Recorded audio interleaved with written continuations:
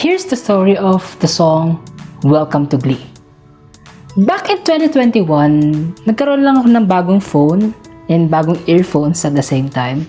So, talagang medyo intriga ako sa ano yung pwedeng gawin sa phone. So, matagal ko nang familiar sa akin yung BandLab na app.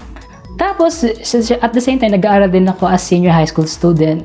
Then, may nakita akong organization na nagsasabi na about sa music. So, ang name ng organization na yun is Glee Club. So, nag-join ako. Nung first online meeting namin, sabi ng president, mas maganda kung meron tayong theme song kasi since we are a music organization. So, after nung meeting na yun, inspired ako na, sige nga, try ko lang gumawa ng kanta, baka sakali, baka pwede siya. So, kasi usually parang pag alam ko sa theme song, parang, kung di orchestral, medyo simple lang. At that time, sabi ko, parang, I want to be creative na medyo upbeat. Tapos, meron ako tune na naalala noon na yung, which is yung Vamp. Sabi yung sound na yun, ten, ten, ten, ten, ten. Hook ako doon sa tune na yun. Then try ko konti ibahin yung notes para medyo maging unique siya doon sa song na gagawin ko. Then after nun, so since invitational siya na sumali kayo sa organization namin kasi about sa music siya, bigla akong pumasok sa isip ko yung mga musician na parang na magagaling or yung mga nagsa-start pa lang na musician na walang community na nabibilangan, especially during pandemic, di ba? So, doon ako nag-start sa lyrics na sa verse na years have passed and I'm standing still. Years have passed and I am standing still.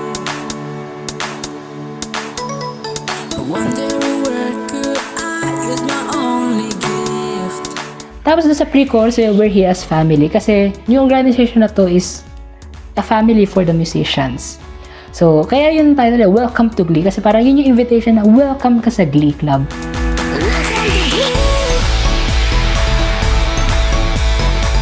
Nung tapos yung song hanggang sa bridge, sinend ko siya ng full demo. Actually, it's good na medyo upbeat siya.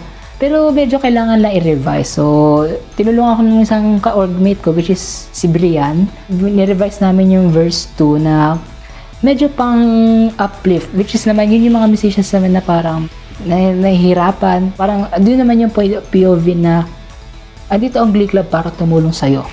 Been on my bed while plucking guitar strings,